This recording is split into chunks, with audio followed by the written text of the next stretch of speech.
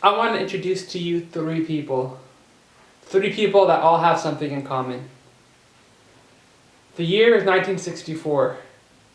A high school student is ready to go to college, and he has dreams of becoming a big-time director.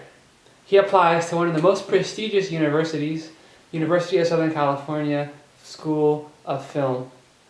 He sends his application in, he gets a letter back, you've been rejected. Doesn't give up. He sends another application in for the next semester. He waits, he gets a letter back, you've been rejected again, twice. And this person doesn't give up. He enrolls in a different university, and in fact still has problems because he's only getting average grades or below average in some cases. He drops out of school, but doesn't let that stop him from pursuing his dreams. Despite having 3 failures in college, he goes ahead and finds a job working in the studio backlot, and eventually this person goes on to becoming a big-time success, winning Academy Awards, grossing over $8.5 billion in ticket sales. Who is this person? None other than Steven Spielberg. Let's talk about the second person. Let's go to the state of Maine in the 1970s. An aspiring author is busy writing his first published work. He finishes the book and sends it out to the first publisher to get approved. The publisher takes a look at it, sends it back. Sorry, we're not interested. He sends it to a second and to a third. Not only to that, he sends it to 30 different publishers. And guess what? They all rejected it. But did that stop this author from pursuing his dreams of publishing a book? It didn't. Eventually, a publisher picked up the book and liked his work. They published a second book and a third book. And eventually this person went on to become one of the most acclaimed fiction authors of this time, selling over 350 million copies. This person is Stephen King. The third person, the year is 1878. An inventor is looking to find a way to create electricity. This person is coming up with experiments day and night. However, they keep failing, one after another. So much so that this person has over 3,000 experiments that all go wrong. But that person doesn't stop there. He's determined, and eventually he comes up with a solution that brings us to electricity. And today, millions of people around the world are able to illuminate the night skies, illuminate places of darkness, based off of this invention. And this person is none other than the famous Thomas Edison. So what do all these three people have in common? All of them had hardships, they had roadblocks, but they were patient and they persevered. And they eventually were successful in their goals. Now in Islam, patience and perseverance are in fact found in Islamic teachings of the Quran and the Sunnah. We know patience is known as sabr, and we know perseverance is known as istiqamah. However, what separates the believer from most other people is that on top of those two things, patience and perseverance, they have two other things that are unique.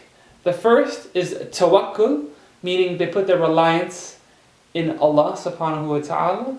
And the second thing, it is the dua, which is to supplicate and to ask Allah subhanahu wa ta'ala for help. So these things are tools for the believer to receive success not only in what they do in this world, but inshallah to what they do, their fate in the akhirah. So before the person gets started, they have to have the right state of mind. Before they accomplish any task, they have to be having tawakkul, meaning they have to have the reliance on Allah subhanahu wa ta'ala. Because they know that no matter what they do, no matter how much effort they put in, or no matter how much help they get, that this is not going to happen unless Allah subhanahu wa ta'ala wills it. And so when they put their reliance on Allah, they know that this is something that they can't do on their own. It is in fact something that is in the hands of Allah subhanahu wa ta'ala. Now that doesn't mean that they have to be lazy and they just trust in Allah and they don't do anything. No, we know from the hadith where Rasulullah sallallahu alaihi wasallam told the Bedouin, tie your camel and then put your tawakkul in Allah. Meaning you put your effort in, at the same time you also rely on Allah and know that it is up to Him whether something happens or not. So we have to have that balance. We put our effort in and we trust in Allah subhanahu wa ta'ala. Now that leads us to the second thing, which is the dua. The dua, meaning you're supplicating or you're asking Allah subhanahu wa ta'ala for something. We ask Allah subhanahu wa ta'ala because we know He is the one who hears and He is the one who responds. He says in Surah Baqarah, "And when my servants ask you concerning me, indeed I am near. I respond to the invocation of the supplicant when he calls upon me." So what we get from this is a guarantee. It's a guarantee that Allah subhanahu wa ta'ala hears you and He responds to the servants that call to Him. So if you knew someone was hearing you and someone was going to respond to you, wouldn't you go to that person first? Then going to someone who may not hear you, who may not be able to help you? That is why the Muslim has to turn to Allah subhanahu wa ta'ala first, before they turn to anyone else. So when we want to learn how to become a good public speaker, or anything else, we have to ask Allah subhanahu wa ta'ala for help. Now when it comes to public speaking, this is something that inshallah, we can in fact get rewarded for it. Because if we approach it with a mindset that I'm doing this for the sake of Allah, so that I could tell people about Islam in an effective way, to deliver the message to others, then in fact it could be a means of getting closer to Allah, it could be a means of getting His reward. So when we approach public speaking, we have to have the same kind of concepts here. We have to first rely on Allah subhanahu wa ta'ala and know that it is up to Him whether or not we will be successful. And secondly, we have to ask Allah subhanahu wa ta'ala for help in this. Now there are so many things we can ask Allah subhanahu wa ta'ala for help. We can ask Allah subhanahu wa ta'ala for success in public speaking. We can ask Him for ease in learning, to remove the difficulties. But what is the one thing that we should ask that is very important? What we should be asking Allah subhanahu wa ta'ala for is patience. Yes, patience. Now why is that? Why should I be asking Allah subhanahu wa ta'ala for patience if I want to learn how to public speak? That is because the believer knows that it is guaranteed that they will be tested. Yes, they will be tested. Allah subhanahu wa ta'ala says this in Surah Al-Ankabut. Do the people think that they will be left to say, "We believe," and they will not be tried? What does that mean? That means Allah subhanahu wa ta'ala is telling you, be prepared. Be prepared because as a believer, you will be guaranteed to face tests and trials and tribulations. And the key to come over these things is to have patience. So that is why it is so important to ask Allah subhanahu wa ta'ala for patience when learning how to be a good public speaker. How could that be? How could we be tested then? We said that public speaking could be a form of getting closer to Allah subhanahu wa ta'ala, where it is perhaps Allah subhanahu wa ta'ala, He can put tests in public speaking. How can that be? Well, for some of us, it could be fear. It could be the fear of being in front of everyone, having to speak, and being afraid of what they're going to think about us, being afraid of embarrassing ourselves, and people laughing at us. That could be the test for some people. For others, it could be the difficulty of doing this. The difficulty of having to learn these concepts, of having to learn how to be an effective public speaker, of having to spend time practicing and practicing. That's a lot of work. For others, a test could be something else. It could be laziness, because every week you have to put in some time to learn how to be a public speaker. And for this class, we have to wake up early enough to be at the masjid at 8 a.m. from 8 to 10. And let's be honest, how many of us here would rather be sleeping in? After Fajr, of course. Because we have to work the next day on Monday, and that might be the only time to be sleeping in. So for some of us, the test could be laziness. And for others, it can be our intention. Now we said that ideally we would be having the intention to do this for the sake of Allah subhanahu wa ta'ala. But what if our intention changes? And all of a sudden, we want to now please people. All of a sudden now, we want to be famous, we want to be popular. So for some of us, that test could be our intention.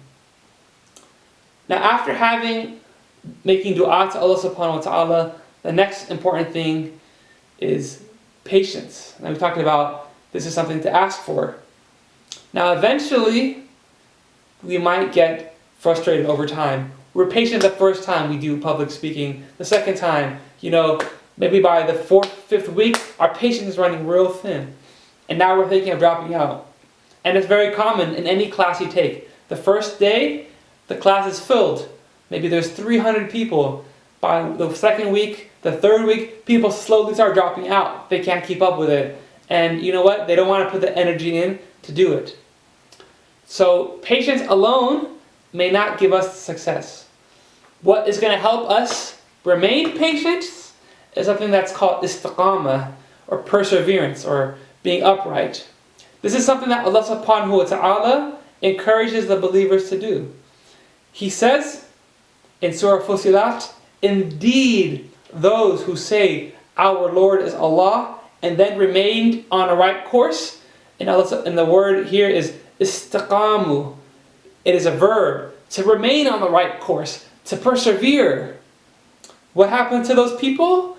Allah subhanahu wa ta'ala continues. He says, the angels will descend upon them, saying, do not fear and do not grieve, but receive good tidings of paradise which you were promised. SubhanAllah, a huge reward Allah subhanahu wa ta'ala is promising the one who says that my Lord is Allah and is persevering in their deeds.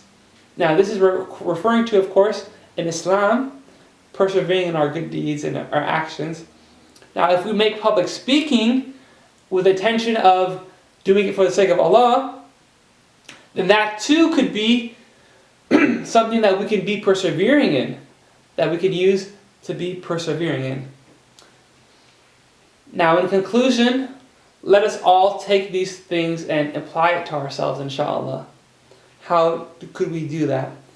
Let's first and foremost make the intention to do public speaking for the sake of Allah subhanahu wa ta'ala, so that when we do it, it is in fact something that we could be rewarded for and get Allah subhanahu wa ta'ala's pleasure from.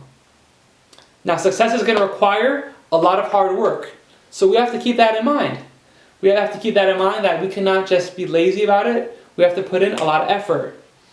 Let us commit ourselves to have the keys of success by first and foremost relying on Allah, having tawakkul in Him, knowing that whatever is possible is from Him first and foremost. Let us remember to make dua. Let us remember to make dua specifically for patience, because we remember Allah subhanahu wa ta'ala is guaranteeing the believers that they will be they will be tested in this life. And you may be tested in public speaking. So let us remember to make dua to Allah subhanahu wa ta'ala for patience in public speaking, because we may be tested. Let us also remember, finally, to have istiqamah, to have perseverance, because let's be honest, patience is gonna run thin. And if you want to be able to overcome the reduced patience that you're having, then you must be persevering in this. So inshallah ta'ala, if we do these things and Allah wills, these will be the keys to success. The keys to success not only in the things that we do in this world, like learning how to public speak and helping ourselves and doing these amazing projects, but they will be the keys to success in the akhirah, because we're doing it for the sake of Allah, and we're going to be doing it for Him alone. And inshallah, may Allah make us of those who are successful and who are patient and persevere in all that they do. Jazakumullahu khairun wa assalamu alaikum wa rahmatullahi wa barakatuh.